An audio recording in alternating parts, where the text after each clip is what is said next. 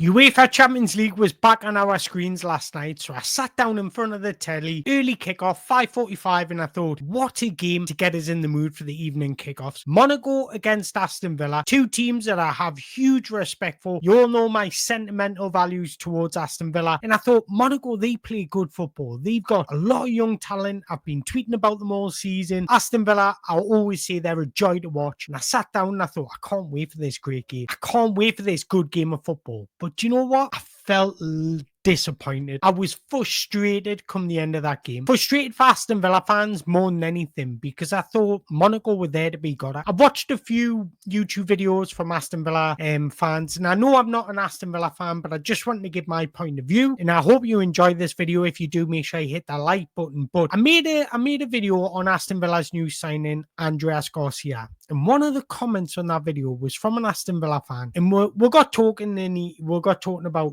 replacing players, and Unai Emery hasn't replaced players, he was saying. And then he made a comment I was quite taken back by, and I never thought I would see an Aston Villa fan say this. He said, Unai Emery has taken Aston Villa as far as he could, which I know I'm not an Aston Villa fan, but I strongly disagree with.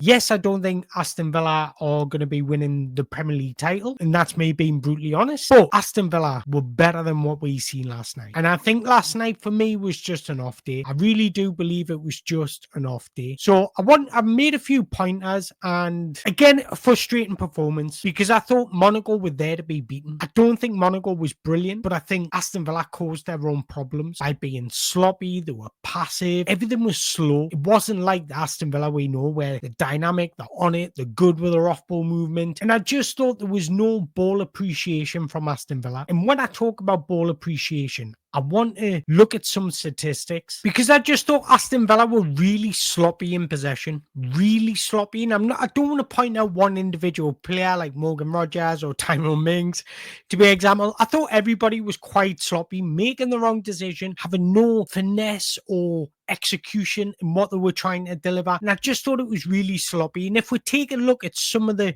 times the lost possession, actually I should move myself from there, shouldn't I? Let's put myself here so you can see. And if we look at Morgan Rogers here, he lost the possession 23 times. So I thought to myself, is this a one-off or does Morgan Rogers regularly give the ball away? And I had a look at some statistics, and he's averaging between 16 and 20 possession losses per game. Now, I don't mind this from Morgan Rogers because he's the type of player that will try difficult dribbles, that will try a riskier pass. So I don't mind it from our advanced players that they are giving the ball away because they're trying to make things happen. So I don't mind that. And I just think we didn't have that clinical edge in the final third. But even if we go back a little bit further back, if we look at Yuri Tillemans, lost the ball 17 times.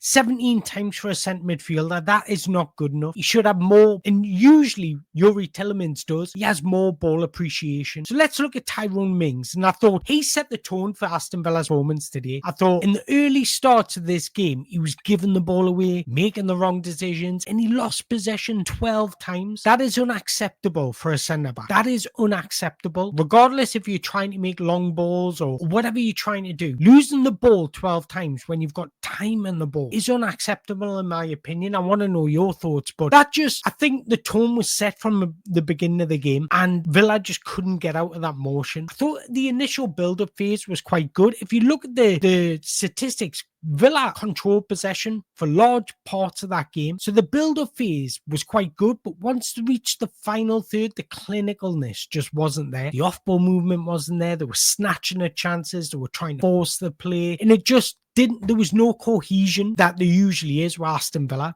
Aston Villa are normally so dynamic, direct, and fluid when they go forward. I just didn't see that against Monaco. And like I say, Monaco weren't great themselves.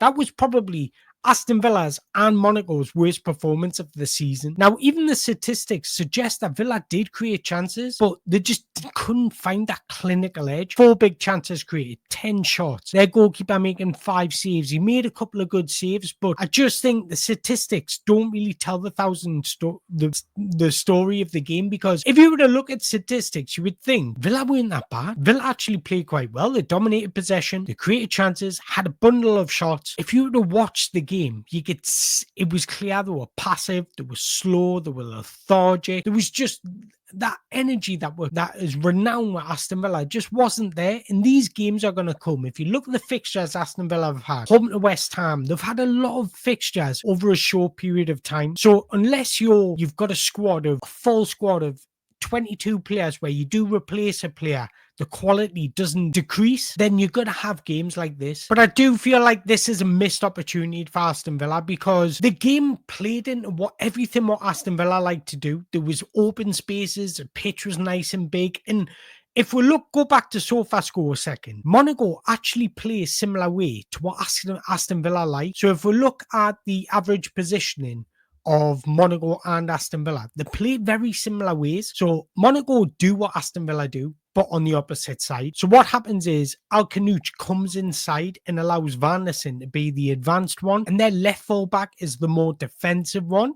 Whereas Aston Villa do the same, but on the opposite side. So this time it was Buendia. He came inside, allowed Lucas Digne to provide width. Matty Cash was the more defensive one. So it's the space was there to be exploited. Lucas Digne had the space to exploit because he had Van der Sar advancing forward, and that would have been an area I would have been targeting. And I just want to touch upon a couple of players. To be honest, I thought that was Morgan Rogers' worst game in an Aston Villa shirt, but because of his performances previously, he's allowed an off day. Aston Villa are allowed an off day. Unless you're Cristiano Ronaldo or Messi, you're going to be inconsistent once in a while. So I'm not trying to get at Morgan Rogers, but I did think Emi Buendia played okay. I thought he was getting the ball on the half turn. He was trying to make things happen. He was trying to link up play, but again, the movement around him, the execution around him just wasn't there. And to concede off a corner is extremely disappointing for Aston Villa, because I don't think any team done enough to win the game. I thought a draw would have been a fair result, to be honest. Full credit to Monaco, because they capitalized and then they just held on to their lead. But again, getting back to the game, I do think it was just two similar sides in terms of playing style, just cancelling each other out. I don't mind Unai Emery trying Watkins and Duran together. I don't mind it, because it was clear as day that Aston Villa weren't going to get back in this game. And if they did, it would have been a fortuitous rubber green, because nothing was quite coming off. So to change the style and the setup in a game like this, where your original setup just isn't working, I don't mind that. But now it's given me an understanding that Watkins and Duran just maybe don't work together. I don't mind a manager being brave, being courageous, trying to impact the game, trying to be proactive rather than reactive to benefit his side. And if that means changing shape, I don't mind it. But now he's got a clear picture in his mind that maybe that wasn't the best opportunity, and you learn from your mistakes. But look, in terms of how Aston Villa set up and their plan was all correct, but their execution just wasn't there, if we're being perfectly honest. Now, good teams react well. I expect a reaction from Aston Villa, and I've got no doubt that there will be a reaction. They've got West Ham at home on the weekend, and they're there to be beaten. West Ham are there to be beaten. They give you opportunities. Now it's time for them strikers to say that game was just a one-off. Now, the frustrating thing about all of this, you can accept an off day, you can accept getting beat by a better side, but Monaco weren't better on the day, and that's a frustrating thing. But the biggest frustration is you want your own destiny in your own hands. Aston Villa will qualify for the next round. They will finish in that top 16, in my opinion. If they could sneak into that top 8, it would be beautiful, because that cancels out 2 games in February, and that's Aston Villa don't have the biggest squad, so those 2 games